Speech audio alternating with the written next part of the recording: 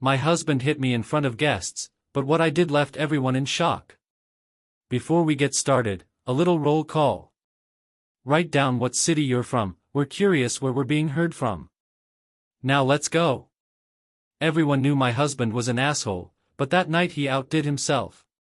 Glasses clinked, laughter rippled through the room, waiters glided between guests pouring champagne.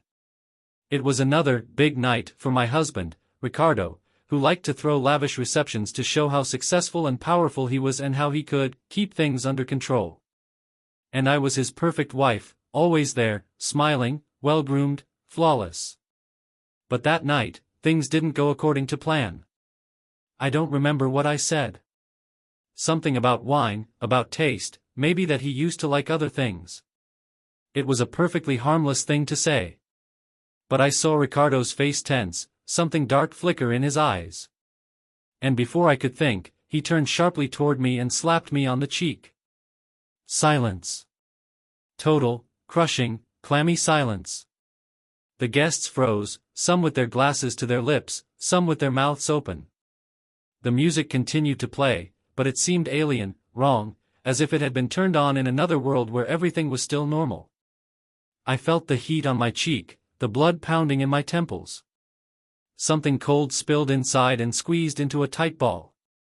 It wasn't fear. It wasn't even anger. It was realization. This is it. This was it, the moment of truth. I looked at Ricardo. He was breathing hard, his hands clenched into fists, but there was a flicker of, no, not remorse in his eyes. More like anxiety. He realized he'd made a mistake.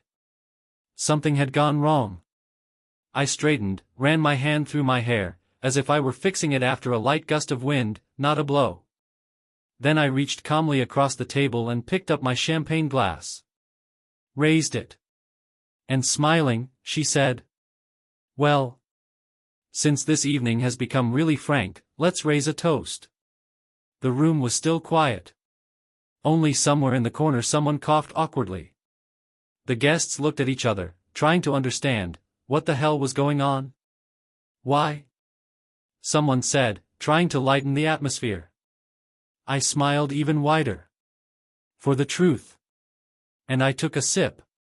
I took a sip of champagne, keeping my eyes on Ricardo. He stood there, breathing heavily, his fingers still shaking from the blow, but he didn't dare say a word. And the guests? Oh, their faces were worth seeing. Claudia, our mutual friend's wife, pressed her palm to her chest as if she were about to have a heart attack. Carlos, Ricardo's business partner, slowly placed his glass on the table and looked at it with a new, hard stare. Someone laughed awkwardly, clearly trying to lighten the mood, but the laughter came out taut as a string before it broke. "Lucia, why don't you sit down?" Laura, a family friend, said softly, but there was fear in her voice. She was one of those women who used to cover up bruises with expensive foundation and pretend everything was fine. I shifted my gaze to her and answered calmly. "No, Laura. I'll get up." And I did get up. The waiter next to me stirred, as if he wanted to help, but he met my gaze and froze. I wasn't a victim. I was the storm. "I'd like to drink to the truth," I said, calmly walking around the table. "After all, our evening tonight is full of revelations, isn't it?" I felt Ricardo's muscles tense. He wanted to say something, but he didn't. Let's be honest, I took another sip. There's no one here who doesn't wear a mask. We all play roles. Some are the happy husband. Some are the faithful wife. Some are the honest friend. And as long as the evening went according to script, everyone was happy. "Lucia, this is too much," someone at the far end of the table muttered. I smiled. Too much is when you get beaten up in front of 20 people and no one even moved. There was silence again. Hard, clinging, oppressive. I turned to Carlos, Ricardo's partner. "Carlos, tell me, did you really think he was your friend? That he didn't take money from the general treasury?" Carlos turned pale. He looked at Ricardo, then at me, but said nothing. Because he knew. I continued. "Claudia, are you sure you know who your husband is sleeping with when he says he's staying late at the office? Claudia frantically squeezed her husband's hand under the desk and he twitched like he'd been electrocuted. I took a step back and smiled. You know what the best part is? I've known all of this for a long time. I just kept quiet. Because that's the way it's done. Because, you don't have to make a big deal out of it. I looked at Ricardo. But I guess tonight's an exception night, right? His jaw was tense, his eyes burning with anger, but he didn't move. Because he knew this was just the beginning. I took one last sip of champagne, set the glass on the table, and said, "Okay, I got carried away. Let's just drink. To honesty." And she smiled in a way that sent a chill through the room. Everyone sat in silence. Only the music was still playing on the speakers, but now it sounded out of place, too cheerful, too distant from what was happening in the room. I looked at Ricardo. His face was frozen in a tense mask, but something I'd longed to see there flashed in his eyes.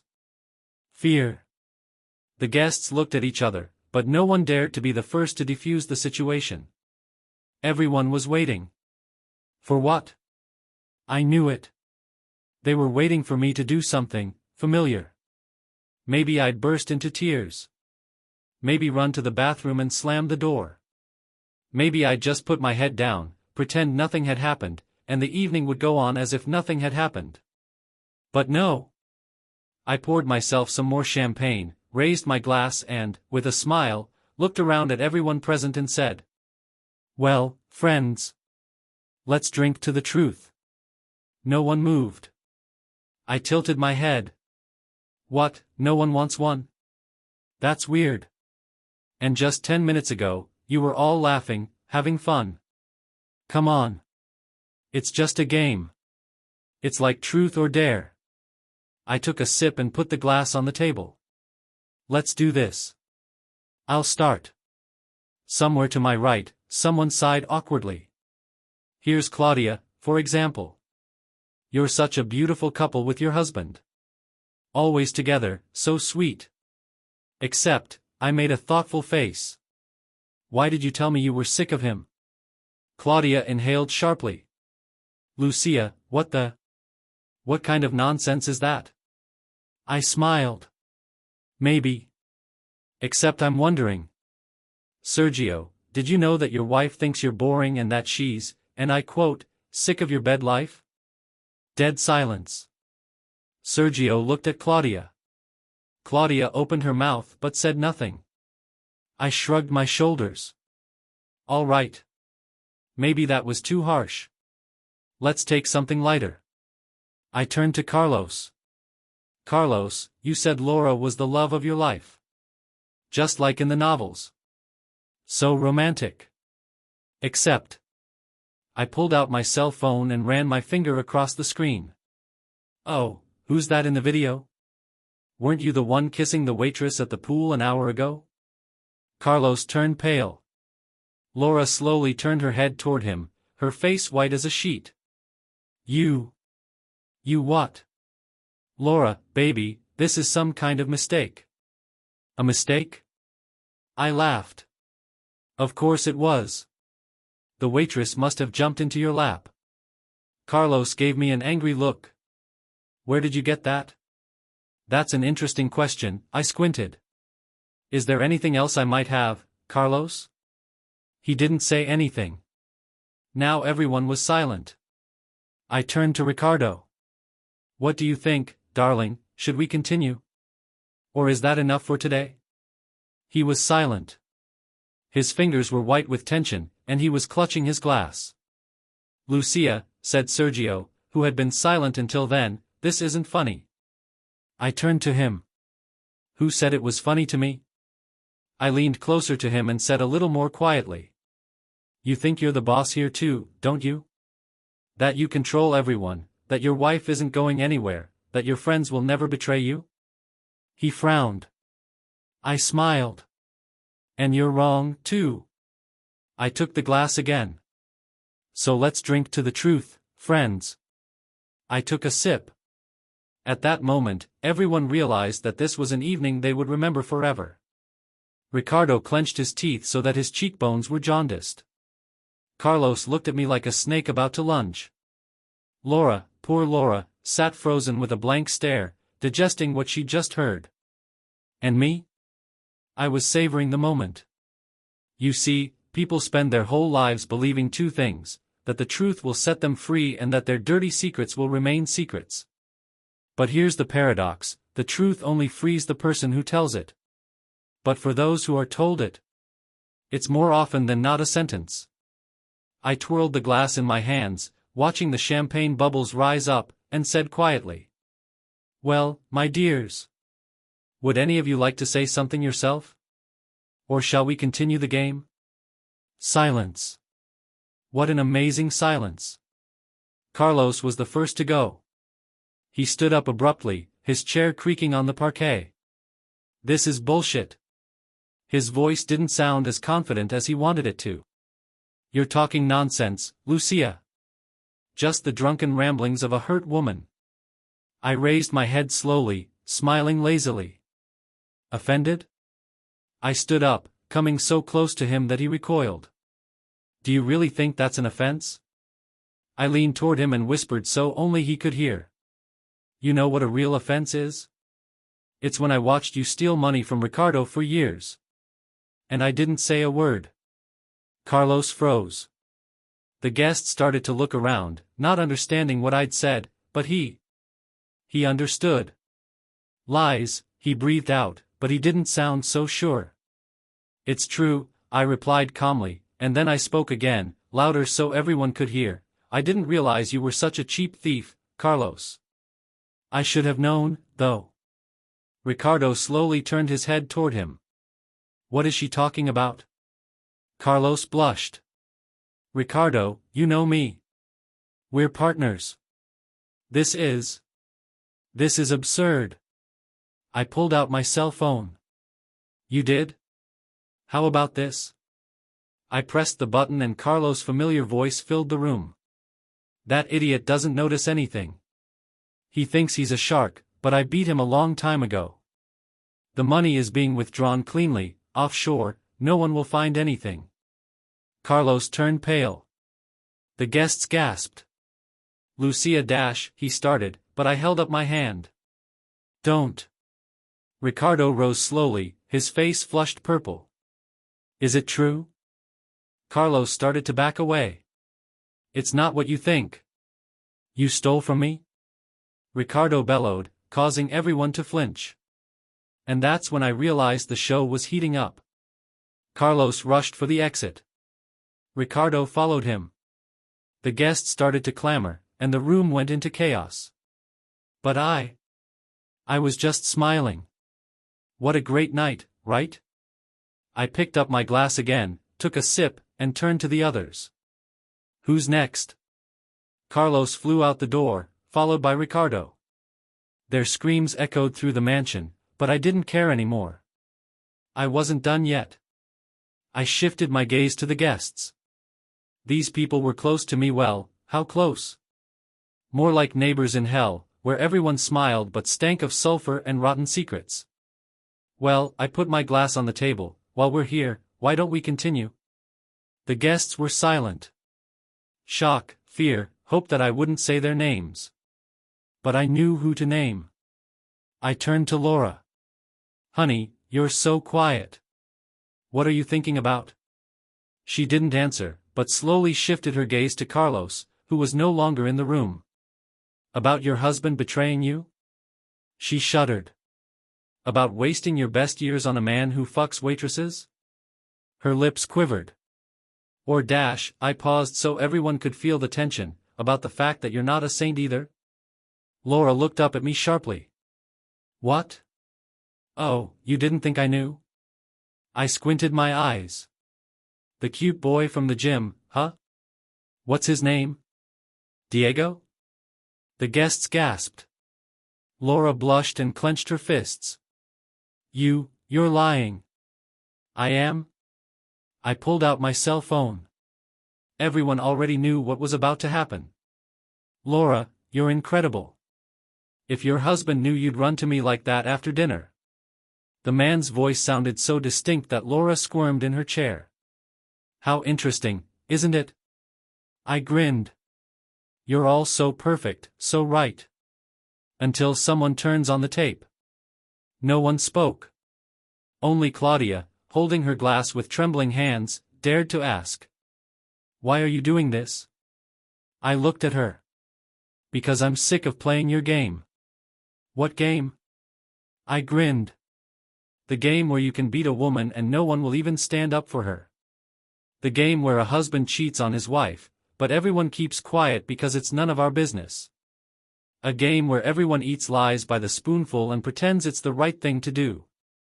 I picked up my glass and raised it. Here's your truth. Drink it with expensive wine and try to forget it.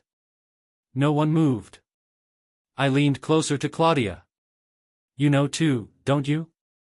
That Ricardo is cheating on me. Claudia tensed up. You knew. She covered her face with her hands. Everyone knew. I looked around at the guests. And no one said anything. Silence. I turned around and went to the exit. Lucia! Claudia shouted.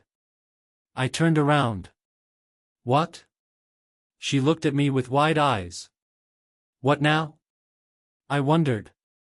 What now, really? I smiled. Now, Claudia, I'm finally free. I grabbed my purse, tossed my house keys on the table, and walked out, leaving everyone to wallow in their own filth. I walked out of the living room, leaving behind dumbfounded faces and a pile of shattered illusions. But the main show wasn't over yet. I knew where to find Ricardo. The mansion was huge, but he always had one weakness: he didn't know how to handle anger. Whenever things didn't go his way, he'd either get drunk or break something expensive. And now he was going to break himself. I'm headed for the office. Bitch. Yeah, he was in there. I pushed open the door and saw a scene worthy of an expensive thriller: Carlos pinned against the wall, and Ricardo clutching him by the collar so tight he could barely breathe. You stole from me, you bastard? Carlos choked on the words. I wasn't. I just. Just what? Ricardo hissed, and his fist swung upward. That's enough. My voice came out clear and sharp. Ricardo froze. Slowly he turned his head. You're still here? I grinned. Of course I am. You didn't think I'd leave without a proper goodbye, did you? I walked to the back of the office and sat down on the couch, putting my foot on the leg. Let him go. He's not worth getting his hands dirty over. Ricardo stared at me for a moment, then shoved Carlos away abruptly. Get out of here. Carlos didn't have to beg. He sprinted out of the room, almost hitting the door jamb. We were alone now. Ricardo was breathing heavily, his eyes bloodshot. What are you trying to accomplish, Lucia? I tilted my head. What do you think? Are you trying to destroy me? I snorted. Oh, sweetie.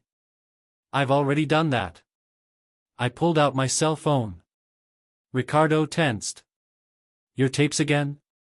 Something better this time. I opened the screen and turned it to him. He looked at it. And the next second, his face contorted with horror. You couldn't. I grinned. But I could. On the screen was an email open. A ready-made letter. To who? Law enforcement. With an attachment. And the attachment was a full report on his financial fraud. All the accounts. All the shell companies. Every kickback. Every dirty detail.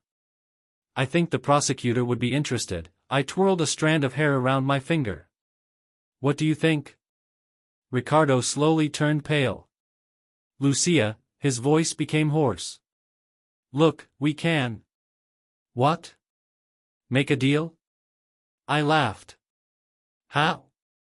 Will you hit me again? Or buy me a new bracelet so I forget? He swallowed. What do you want? I stood up and got close to him. I want to watch you get down on your knees. You're crazy. Maybe. But you're going to crawl, Ricardo. I pressed a button on my phone. Send. Ricardo raised his hand to snatch the phone from me, but I had already put it in my pocket. You've signed your death warrant. He roared. No, honey, I leaned over to him and whispered, I signed it for you. And I walked out of the office. There was a shout of rage behind me. But I wasn't afraid anymore. I went downstairs. The guests were still seated, stunned by what they had seen and heard. I took my cloak, put it on, and looked at them. Remember this night, boys. The cards lay differently tonight. I took a step toward the door. And know this: if anyone else tries to break me. I smiled. I have a lot of cell phones. And walked out into the night. The night was warm, smelling of salt and lemon trees. I walked out the gates of the mansion without looking back. Because the past was gone. You know, there's this weird thing, when you live with someone who breaks you, you get used to it. You think that's the way it's supposed to be. That it's normal. But at some point, something clicks. It clicks, and the fear goes away. It clicks, and you realize that no one can tell you what to do. Click, and you're no longer a victim. I walked to the car, got behind the wheel and turned on the music. Old blues came blasting out of the speakers, the kind of blues that I used to like but Ricardo didn't. I smiled. Now I could listen to whatever I wanted. A week passed. Ricardo disappeared. They say he was seen at the airport with forged documents. They say he paid someone to cover it up. They said. I didn't care.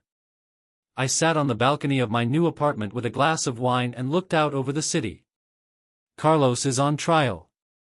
Laura had filed for divorce. The guests at that party still whisper my name. And me? I just lived. No fear. No pain. Without him. And you know what? It was the best revenge ever. I savored every minute of it. Freedom was like a sip of the most expensive champagne, tart at first, then scaldingly intoxicating.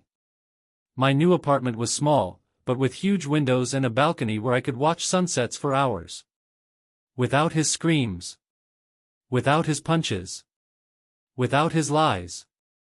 I was settled in my chair, sipping my wine, when the doorbell rang. Who's there? I shouted without getting up. Silence. I frowned. Then it zinged again. I set my glass down and walked to the door, peering through the peephole. No one was there. But there was an envelope on the floor. I opened the door, picked it up quickly, and closed the lock. My hands were shaking. Inhale and exhale. I sat back in the chair and tore open the edge.